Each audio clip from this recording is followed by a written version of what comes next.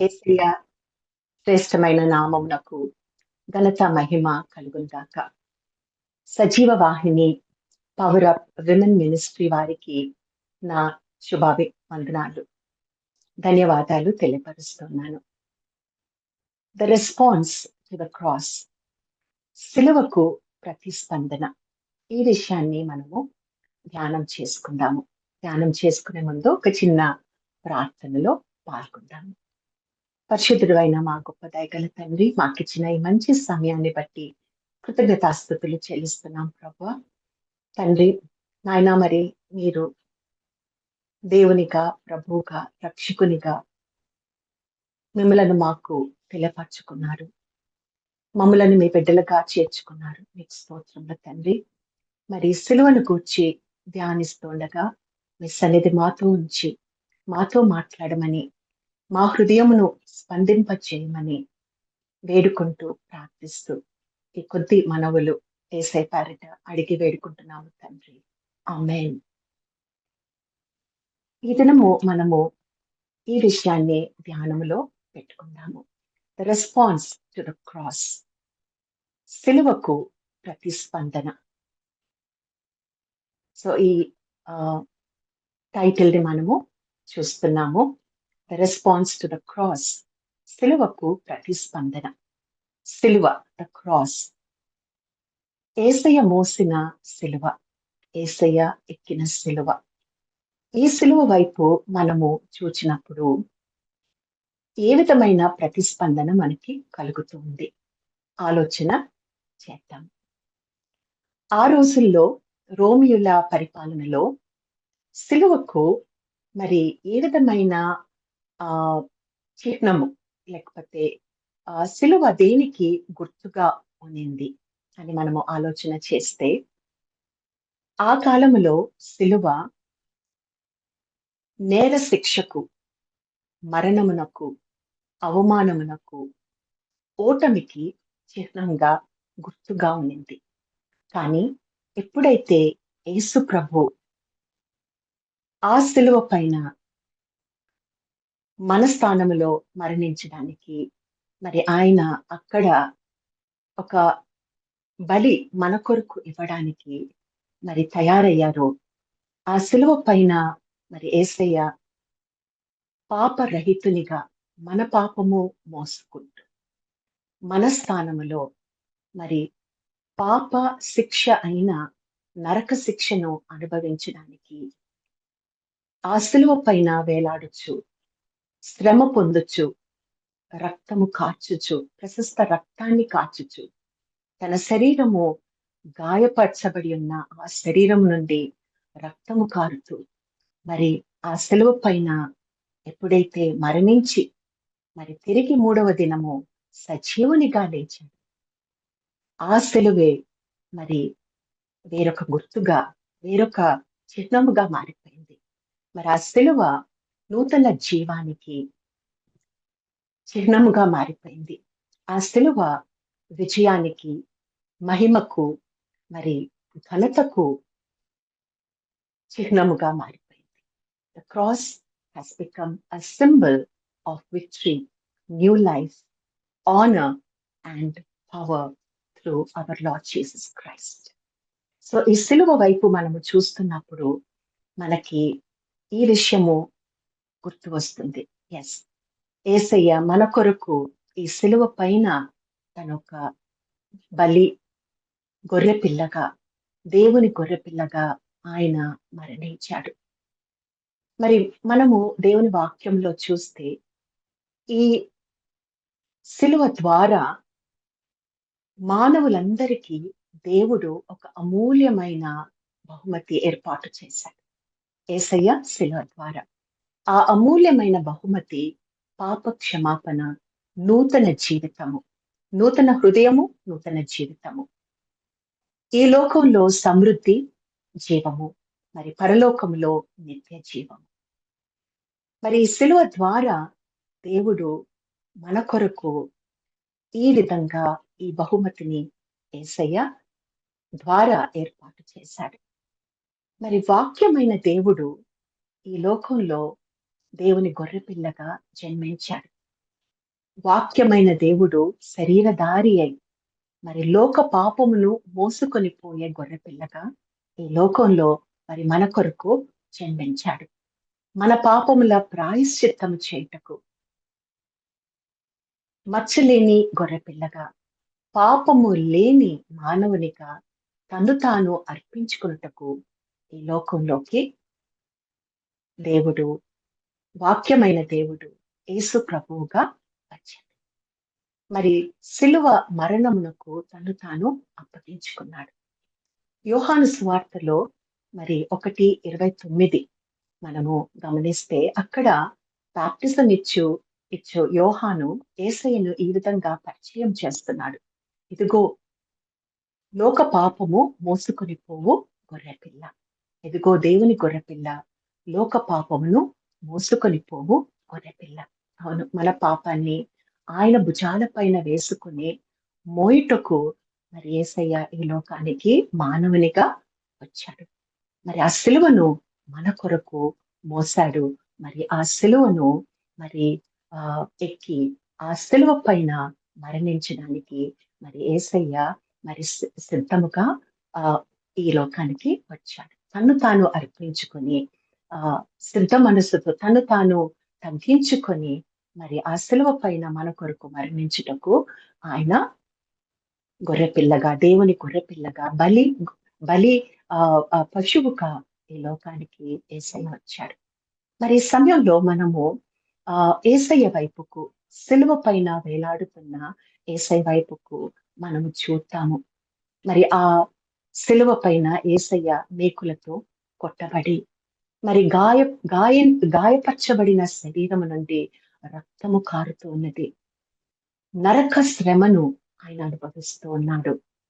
మరి ఆ యొక్క సన్నివేశము మనము మన ఆ మనసులో ఉన్న కళ్ళతో మన మనోనేత్రాలతో మనం ఒకసారి చూద్దాము. మరి యేసయ్య సిలువకు అటు ఇటు ఇద్దరు దొంగల్ని, గజ దొంగల్ని కూడా ఆ రోజు సిలువ వేశారు. వాళ్ళు నేరస్తులు. మరి వాళ్ళకి కూడా సిలువ శిక్ష వేశారు. కానీ యేసు ప్రభువు మరి ఏ నేరము చేయలేదు. మన స్థానములో నేరస్తునిగా ఎంచబడి ఆ సిలువ శిక్షను అనుభవించుటకు ఆయన సిలువ పైన వేలాడుతూ ఉన్నాడు. సిలువ పైన ఆ యొక్క నరకం అనే శిక్షను, ఆ శ్రమను యేసయ్య తట్టుకుంటూ ఉన్నాడు, అనుభవిస్తూ ఉన్నాడు. మరి చుట్టూ కొంతమంది ప్రజలు చేరి ఉన్నారు. ఈ సిలువ చుట్టూ కొంతమంది ప్రజలు చేరి ఉన్నారు. మరి ఆ సన్నివేశాన్ని మనము గమనిద్దాము. మన మనోనేత్రాలతో మనము చూడడానికి ప్రయత్నము చేద్దాము. కొన్ని దినముల కిందట యేసయ్య మరి ఒక మంచి బోధకునిగా, ఆశ్చర్య కార్యాలు చేసే దేవుని కుమారునిగా, రక్షకునిగా, అందరూ ప్రేమించే మరి బోధకునిగా, మరి అందరికీ మంచి చేసే ఒక మంచి మనిషిగా ఆయన ఉన్నారు. అంతలో పరిస్థితులు మారిపోయాయి. మరి మనుషులు అక్కడ నిలబడి యేసయ్యను దూషిస్తూ ఉన్నారు. ఆయనను నిందిస్తూ ఉన్నారు, ఎగతాళి చేస్తూ ఉన్నారు, నవ్వుతూ ఉన్నారు, ఏవేవో మాటలు మాట్లాడుతున్నారు. శక్తిగల మరి దేవుని కుమారుడు అయితే సెలవు దిగిరా అంటున్నారు. ఏవేవో దూషణ మాటలు పలుకుతూ ఉన్నారు. ఎంత విచిత్రంగా మరి సీన్ మారిపోయింది. 3.5 సంవత్సరాల వరకు మరి యేసయ్య గొప్ప దేవుని కుమారునిగా మరి అందరూ ప్రేమించారు, గౌరవించారు. మరి ఆయన చుట్టూ తిరిగారు. ఆయన దగ్గరికి వచ్చారు. ఆయన మాటలు విన్నారు. ఆయన పెట్టిన ఆహారం తిన్నారు. మరి ఆయనని ఎంతో మరి గౌరవించారు. కానీ ఇప్పుడు ఇక్కడ ఈ సమయంలో మరి సిలువ చుట్టూ నిల్చున్న మనుషులు వేరొక రకంగా మరి యేసయ్యను చూస్తూ ఉన్నారు, దూషిస్తూ ఉన్నారు. మరి ఇక్కడ ఆ మనము గమనిస్తే ఈ ఇద్దరు దొంగలు కూడా అటు ఇటు ఉన్నవారు యేసయ్యను దూషిస్తున్నారు. మొదటిగా అందరితో కలిసి వాళ్ళు యేసయ్యను దూషిస్తూ ఉన్నారు. మనము మత్తయి 27 44వ వచనం చూస్తే అక్కడ ఈ దొంగలు కూడా యేసయ్యను దూషిస్తూ ఉన్నారు అందరితో కలిసి. మరి తరువాత కొంత సమయానికి ఆ దొంగల ప్రవర్తనలో ఒక ప్రాముఖ్యమైన మార్పు వచ్చేసింది. ఒక దొంగ ఆ ప్రవర్తనలో ఒక ప్రాముఖ్యమైన మార్పు వచ్చేసింది. మరి ఇది ఎప్పుడు జరిగింది? ఎందుకు జరిగింది? అని మనము వాక్యం గమనించి చూస్తే లూకా సువార్తలో 23వ అధ్యాయంలో మరి లూకా ఈ విషయాలు చాలా క్షుణ్ణంగా మనకి తెలియపరుస్తూ ఉన్నాడు. మరి లూకా 23 34వ వచనము మనము చూస్తే అక్కడ మరి ఒక దొంగ ఆహ్, దూషిస్తూనే ఉన్నాడు. ఒక దొంగ, మరొక దొంగ, మొదటి దొంగ దూషిస్తూనే ఉన్నాడు. మరి రెండవ దొంగ ఆయనలో ఒక ప్రతిస్పందన వేరుగా కలిగింది అని ఆయన మాటలను బట్టి మనకు తెలుస్తోంది. మరి ఈ ఇద్దరు దొంగలు కూడా యేసయ్య కి అటు ఇటు ఒకే డిస్టెన్స్‌లో ఉన్నారు. అక్కడే ఉన్నారు. యేసయ్య వైపుకు చూస్తూ ఉన్నారు. యేసయ్యను చూస్తూ ఉన్నారు.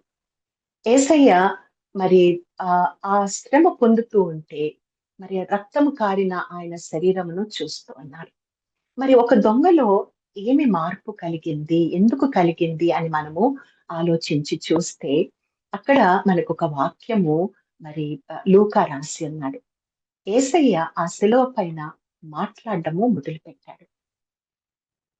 మొదటి మాట శిలువ పైన అనిన మాట మనందరికీ తెలుసు. యేసయ్య అనిన మొదటి మాట. ఆయనేమన్నాడంటే, వీరు ఇప్పుడు అక్కడ ఉన్నవారు దూషిస్తూ ఉన్నారు, ఎగతాళి చేస్తున్నారు.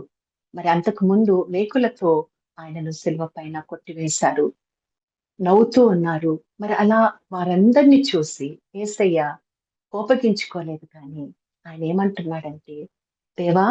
వీరేం చేస్తున్నారో వీరికి తెలియదు గనుక వారిని క్షమించు ప్రవ్వా అని ప్రార్థన చేస్తున్నాడు. మరి ఈ మాటలు ఇద్దరు దొంగలు కూడా విన్నారు.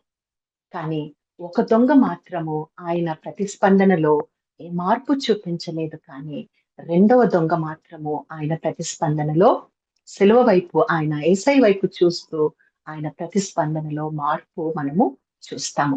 మరి చూద్దాము. మొదటి దొంగ ఏ విధంగా ఆహ్, స్పందిస్తున్నాడు? లూకా 23:39లో మనం చూస్తే అక్కడ వాక్యంలో మనకి కొన్ని విషయాలు మరి ఆహ్, తెలియపరచబడుతున్నాయి. యేసయ్యను ఆయన దూషిస్తూనే ఉన్నాడు. ఆయన మనోనేత్రాలు అస్సలు కూడా తెరుచుకోలేదు. యేసయ్య మాటలు విన్నాడు. ఇద్దరు విన్నారు. కానీ మొదటి దొంగ మాత్రము ఏమాత్రము కూడా ఆయన మనోనేత్రాలు తెరుచుకోలేదు. క్రీస్తువు కదా అని సంబోధిస్తున్నాడు. క్రీస్తు అని సంబోధిస్తున్నాడు. మరి నువ్వు క్రీస్తువు కదా అంటూ నువ్వు నిన్ను నువ్వు రక్షించుకో, మమ్ములను కూడా రక్షించు అంటున్నాడు. అంటే అక్కడ శారీరకంగానే ఆయనను ఆయన రక్షించుకోవాలి, వాళ్ళని కూడా రక్షించాలి అని ఆలోచన చేస్తున్నాడు కానీ, మరి ఆత్మీయంగా యేసయ్య చెప్పిన మాటల్ని బట్టి యేసయ్య గురించి ఆయన అవగాహన చేసుకోలేకపోతున్నాడు. మరి యేసయ్యలో ఉన్న దైవత్వము, మరి ఆయనలో ఉన్న సహనము, ఆయన ప్రేమ, ఆయన క్షమించే గుణము, క్షమాగుణమును ఆయన గమనించట్లేదు, పట్టించుకోవటం లేదు. మరి ఆహ్, అటువంటి మూర్ఖత్వంలో, అజ్ఞానం అనే చీకటిలో ఆ మొదటి దొంగ ఉండిపోయాడు. క్రీస్తు అంటున్నాడు. క్రీస్తు అంటే అభిషిక్తుడు, మరి మెస్సయ్య అనే విషయము ఆయనకి కూడా తెలుసు. అయినప్పటికిని మరి యేసయ్యలో ఉన్న ఆ దైవత్వాన్ని ఆయన గ్రహించి మరి ఒక ఆహ్, మార్పు ఆయన ప్రతిస్పందనలో తెచ్చుకోవడానికి ఆయన ఏమాత్రము ప్రయత్నము చేయలేదు. అదే రెండవ దొంగ మరి అక్కడే ఉన్నాడు. అదే పరిస్థితిలో ఉన్నాడు. యేసయ్య మాటలు విన్నాడు. మరి ఆయనలో వేరొక ప్రతిస్పందన మనము చూస్తాము. లూకా 23:40-42 వరకు మనము చదివితే కొన్ని విషయాలు మనము ఈ రెండవ దొంగ గురించి, మరి ఈ రెండవ దొంగ మాటల్ని బట్టి మనము ఆయన గురించి కొన్ని విషయాలు గ్రహిస్తాము. మరి ఈయన ప్రతిస్పందన ఏమై ఉన్నది? యేసయ్య వైపుకు చూస్తున్నాడు. యేసయ్య వైపుకు తిరిగి ఆయన మరి ప్రతిస్పందిస్తున్నాడు. మరి ఏంటి ఆయనలో కలిగిన మార్పు? ఆయన ఏం ఆలోచిస్తున్నాడిప్పుడు? మరి యేసయ్యను దేవుడని గుర్తించాడు. ఆయన ప్రేమ, ఆయన దయాగుణము, ఆయన పరిశుద్ధత, క్షమాగుణము ఆయన గ్రహించాడు. మరి యేసయ్య సర్వ అధికారి, సర్వశక్తిమంతుడు, సర్వాధికారి అని గ్రహించాడు. మరి సిలువ పైన మరణము పొందుటకు ఆయన ఇష్టపడి ఒక ప్రణాళికను నెరవేర్చడానికి తన్ను తాను తగ్గించుకొని మరి సిలువ శ్రమను సహించడానికి యేసయ్య అక్కడ సిలువ పైన వేలాడుచున్నాడు అని ఆయన గ్రహించాడు. మరి ఆ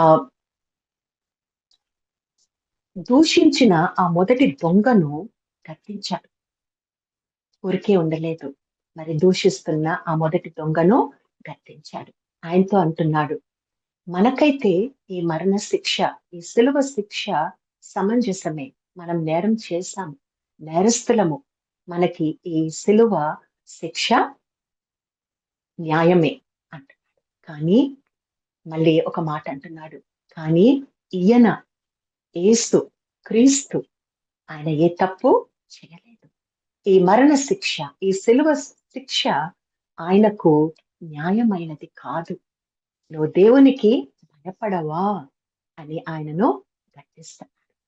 మరి ఈ సమయంలో మనము ఇంకొకటి కూడా ఈ దొంగ గురించి, రెండవ దొంగ గురించి మనము గ్రహిస్తాము.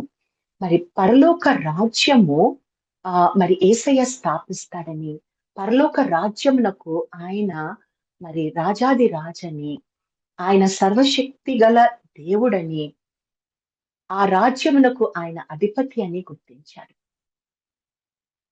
ఈయన యేసయ్య దేవుడని గుర్తించాడు. ఈయనకొక రాజ్యం ఉంది. అది అదృశ్య రాజ్యము. ఈ లోకపు రాజ్యము కాదని ఆయన గ్రహించాడు. మరి ఆయన మాటల్లో మనము ఈ విషయాన్ని మనకి అర్థమవుతుంది. మరి యేసయ్య వైపుకు తిరిగి చాలా నమ్రతతో మరి తను ఎంతో మెల్లని స్వరముతో మరి ఒక తగ్గించుకున్న స్వభావముతో యేసయ్యతో ఈ మాట అంటున్నాడు. యేసయ్యా, నీ రాజ్యముతో నువ్వు వచ్చినప్పుడు నన్ను జ్ఞాపకం చేసుకో. మరి ఈ మాటలు మనము చదివినప్పుడు మనకి ఏమర్థమవుతుందంటే, ఈ దొంగలో మారు మనసు కలిగింది. పశ్చాత్తాపము కలిగింది. తప్పు చేసిన ఆయన జీవితము ఆయనకి అర్థమైంది. ఆయనకి పడిన శిక్ష మరి న్యాయమే అని ఆయన గ్రహించాడు. మరి యేసయ్య క్షమిస్తాడు అని గ్రహించాడు. మరి యేసయ్య వైపుకు తిరిగి ఆ మాటలు అనడములో ఉద్దేశం ఏంటంటే, దేవా, నేను తప్పు చేశాను, పాపిని నేను, నన్ను క్షమించు, మరి రాజ్యములో నన్ను చేర్చుకో. మరి ఈ ఉద్దేశము యేసయ్యకి అర్థమైపోయింది. ఎందుకంటే మనిషి యొక్క మనస్సును, ఆలోచనలను గ్రహించిన దేవుడు కనుక యేసయ్యకి అది అర్థమైపోయింది. అందుకే మనము మరి యేసయ్య పలికిన మాటలు గమనిస్తే మరి మనకి అది తెలుస్తుందన్నమాట. మరి యేసయ్య ఏమన్నాడంటే లూకా 23 40 43వ వచనము మనం చూస్తే మరి అక్కడ యేసయ్య ఆయనతో అంటున్నాడు, ఈ రోజే, ఈ దినమే నువ్వు పరదైసులో నాతో పాటు ఉంటా. అంటే దానికి అర్థము, నీ మారు మనస్సు నాకు అర్థమైంది, నిన్ను క్షమిస్తున్నాను, పరలోక రాజ్యములో నీకు నేను స్థానము ఇస్తున్నాను అని యేసయ్య అక్కడ పలకడము జరిగింది. మరి ఈ సన్నివేశము మనము ఒకసారి ఆలోచించి చూస్తే, ఇద్దరు దొంగలు, సేమ్ బ్యాక్గ్రౌండ్, ఇద్దరు నేరస్తులు, ఇద్దరు శిక్షింపబడుతున్నారు. సిలువ శిక్ష వాళ్ళు అనుభవిస్తున్నారు. పరిస్థితులు, సమయము వారికిచ్చిన అవకాశము అన్నీ ఒకటే. మరి యేసు ప్రభు వారికి దగ్గరలో ఉన్నాడు. సిలువ పైన యేసయ్య వారిద్దరికీ దగ్గరలోనే ఉన్నాడు. మరి యేసయ్య మాటలు వాళ్ళిద్దరూ విన్నారు. కానీ వారిద్దరిలో జరిగిన ప్రతిస్పందన మరి ఒకటిగా లేదు. It is not the same response. మరి ఒకడు ఒక రకంగా ప్రతిస్పందించాడు. ఇంకొకడు ఇంకొక రకంగా ప్రతిస్పందించాడు. మరి యేసయ్య వైపుకు మనము చూసినప్పుడు మరి యేసయ్య శిలువ పైన మన కొరకు ఆయన ప్రాణం పెట్టాడు. మరి తిరిగి మూడవ దినము సజీవునిగా లేచాడు. మరి ఈ శిలువ వైపు యేసయ్య వైపు మనం చూసినప్పుడు మన ప్రతిస్పందన ఏంటి అని మనము ఒక్కసారి ఆత్మ పరిశీలన చేసుకుందాము. ఈ దినము ఈ సమయము మనలో ప్రతి ఒక్కరు కూడా మరి ఆత్మస్పందన చేసుకోవడము ఎంతో మంచిదని నా ఉద్దేశము. మనలో కొంతమంది ఇంకా ఒకవేళ మరి యేసయ్యను రక్షకునిగా ప్రభువుగా అంగీకరించిన వారు ఉంటే ఇది మంచి సమయము. ఇదే మంచి సమయం. ఒకవేళ యేసయ్య గురించి ఒక చిన్న కథలాగా తెలుసుకొని మంచి దేవుడులే, శిలువ పైన మరణించాడు, తిరిగి లేచాడంట. మనము ఏదడిగితే అది ఇస్తాడు. మంచి దేవుడు అని మాత్రము నమ్మకము కలిగి ఉంటే అది సరిపోదు. మరి యేసయ్యను రక్షకునిగా, ప్రభువుగా తెలుసుకోవాలి. మనందరి పాపముల కొరకు ఆయన మన స్థానములో శిలువ పైన ప్రాయశ్చిత్తము చేశాడు. నరకమనే శిక్షను అనుభవించాడు అని నమ్మి మరి ఆయన సజీవుడైన దేవుడు, మరణించి తిరిగి లేచాడు, సజీవుడైన దేవుడని నమ్మి ఆయన కొరకు సమర్పించుకొని మరి ఆయన వాక్యానుసారంగా జీవించడానికి మరి ఇష్టపడాలి. రక్షణ పొందుకొని మరి యేసయ్యను ప్రభువుగా తెలుసుకున్న వారము మనమందరం కూడా మన ప్రతిస్పందన ఏంటి? మన అనుదిన జీవితంలో, మన పనుల్లో, మన బాధ్యతల్లో మాత్రమే మనము ముందుకు వెళ్తూ ఉన్నామా? మరి దేవుని రాజ్యము కట్టుటకు, దేవుని రాజ్యమును స్థిరపరచుటకు పాటుపడుతున్నామా? యేసయ్య చెప్పిన మాట ప్రకారము ఆయన వెలుగు మార్గంలో జీవిస్తున్నామా? మరి సిలువను మన కొరకు మనము మోయలేని సిలువను ఆయన మన కొరకు మోసాడు. పరిశుద్ధంగా ఆయన జీవించి మరి ఆ నరకం అనే శిక్షను అనుభవించి తిరిగి ఆ నరకము నుండి బయటికి వచ్చి సజీవుడైన దేవునిగా మనతో ఉండుటకు ఆయన మరి ఇష్టపడుతూ ఉన్నాడు. అదే నరకంలో మనము పడినప్పుడు బయటికి రాలేము. కానీ పరిశుద్ధుడుగా జీవించిన యేసయ్య మరి ఆ యొక్క నరకాన్ని జయించి మరి సైతాను యొక్క దుష్ట శక్తులను, పాపమును, శాపమును జయించి ఆయన మన కొరకు ఆ విజయాన్ని పొందుకున్నాడు. నూతన జీవాన్ని ఇచ్చుటకు, నూతన హృదయాన్ని ఇచ్చుటకు, మనతో పరిశుద్ధాత్మ దేవుని సన్నిధినిచ్చి మనతో ఉండుటకు మరి దేవుడు ఇష్టపడుతున్నాడు. సో మనము సిలువ వైపుకు చూచినప్పుడు, యేసయ్య వైపుకు చూచినప్పుడు మన ప్రతిస్పందన ఏంటి? మొదటి దొంగలాగా ఉన్నామా? రెండవ దొంగలాగా ఉన్నామా?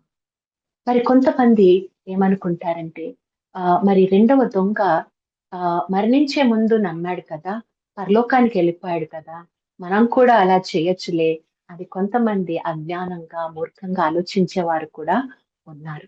మరి ఈ ఇద్దరు దొంగల సన్నివేశము మనము ఆలోచన చేస్తే ఇద్దరు ఒకే సమయంలో ఉన్నారు, ఒకే పరిస్థితిలో ఉన్నారు. యేసయ్య వాళ్ళకి ఆయన మాటలు వినిపించాడు. కానీ ఒక దొంగ మరి రక్షణలోకి రాలేకపోయాడు. ఒక దొంగ మాత్రము రక్షణలోకి వచ్చాడు. కాబట్టి పరిస్థితులు ఎలా ఉంటాయో, మనసు ఎలా స్పందిస్తుందో, ఏ విధంగా ఒకరి మనస్సు మరి ఆలోచన చేస్తుందో తెలీదు. కాబట్టి ఆలస్యం చేయకుండా మరణానికి దగ్గరికి వెళ్ళేదాకా మనము యేసయ్యని నమ్మకుండా ఉండొచ్చులే అనే మూర్ఖత్వంలో ఉండకుండా యేసయ్యని మరి ఇప్పుడే ఒకవేళ రక్షకునిగా తెలుసుకోకుండా ఉంటే తెలుసుకోవాలని, ప్రతిస్పందించాలని మరి ఆలోచన చేసుకోవాలి. రెండవ దొంగ మరి అప్పటికప్పుడే దేవుని రాజ్యంలోకి వెళ్ళిపోయాడు. మరి ఈ విషయము కొంతమంది ఆలోచన చేసి ఇలా అడుగుతారు. మరి రక్షణ పొందుకున్న తర్వాత ఈ దొంగ బాప్తిసం తీసుకోకుండానే మరి దేవుని రాజ్యంలోకి వెళ్ళిపోయాడు కదా! మరి మనము బాప్తిసం తీసుకోవడము అవసరమా? అని ఒక చిన్న సందేహము వ్యక్తపరుస్తూ ఉంటారు. కానీ దేవుని వాక్యంలో మరి యేసయ్య చెప్పిన మాట ఏంటంటే, మీరు నమ్మాలి, బాప్తిసం తీసుకోవాలి, ఆయన కొరకు జీవించాలి. మరి పౌలు కూడా రోమియోలకు రాసిన పత్రికలో 6:4 ఈ విధంగా తెలియపరుస్తున్నాడు. 6:4 రోమియోలకు రాసిన పత్రిక 6:4 ఈ విధంగా తెలియపరుస్తున్నాడు.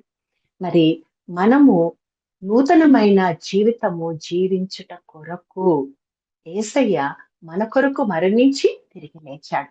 మరి ఆ మరణముతో మనము మరి ఒక సింబాలిజముగా బాప్టిజంలో నీళ్ళలోకి మునుగుతాము. మరి యేసయ్య పునరుద్ధానుడయ్యాడు. అలాగే మరి నీళ్ళలో నుంచి బయటికి వచ్చి అది మనము రిజరక్షన్ సింబాలిజంగా మనము బాప్టిజముగా తీసుకుంటాము. సో పౌలు భక్తుడు ఆ విషయాన్ని మనకు తెలియపరుస్తున్నాడు. సో బాప్టిజం అనేది తప్పకుండా మరి మనము రక్షణ పొందుకున్న తర్వాత తీసుకోవాలి. ఆ తరువాత మరి ఆయన కొరకు మరి ఆయన వాక్యానుసారంగా వాక్యపు వెలుగులో మనము జీవించాలి. మరి ఆ దొంగకు సమయము లేకపోయింది.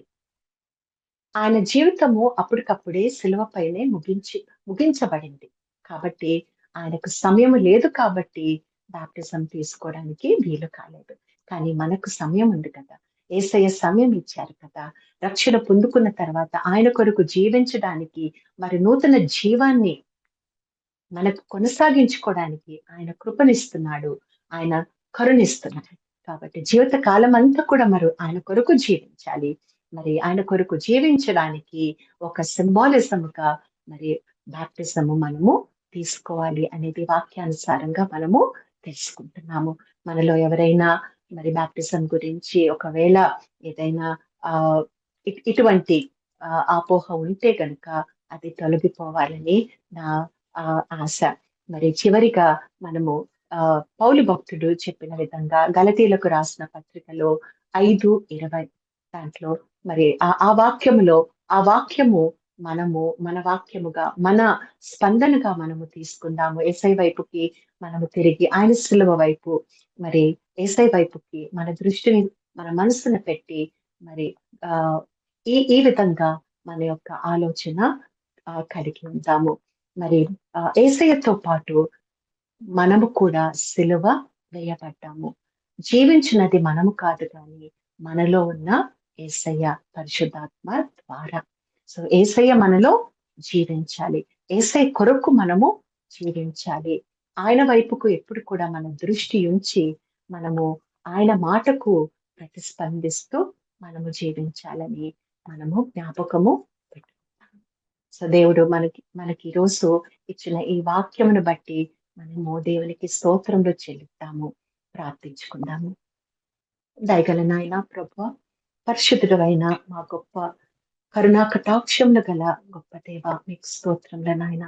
ఈ దినము ప్రభువా సిలువ గురించి, సిలువ పైన మీరు మా కొరకు చేసిన గొప్ప యాగమును మేము జ్ఞాపకం చేసుకుంటూ ప్రభువా అనుదినము కూడా తండ్రి మీరు ఉద్దేశించిన రీతిలో మేము ప్రతిస్పందిస్తూ ప్రభువా తండ్రి మేము మొయ్యలేని సిలువ మీరు మా కొరకు మోసారు కనుక మరి మా జీవితము మీరు మాకిచ్చిన మరి శ్రేష్టమైన నూతన జీవితము అనే సిలువను మేము ఎత్తుకొని నాయన మమ్మలను మేము ఉపేక్షించుకొని మీ కొరకు జీవించుటకు చివరి వరకు ప్రభా మిమ్మలను వదలకుండా రక్షకునిగా ప్రభువుగా అనుసరించుటకు మాకు తోడుగా ఉండవని పరిశుద్ధాత్మ దేవుని సన్నిధి సహాయము ఎల్లప్పుడూ మాకు చేకూర్చమని ఈ కొద్ది విన్నపములు మా ప్రభువైన యేసయ్య పేరట అడిగి వేడుకుంటున్నాము తండ్రి. ఆమేన్. Praise the lord.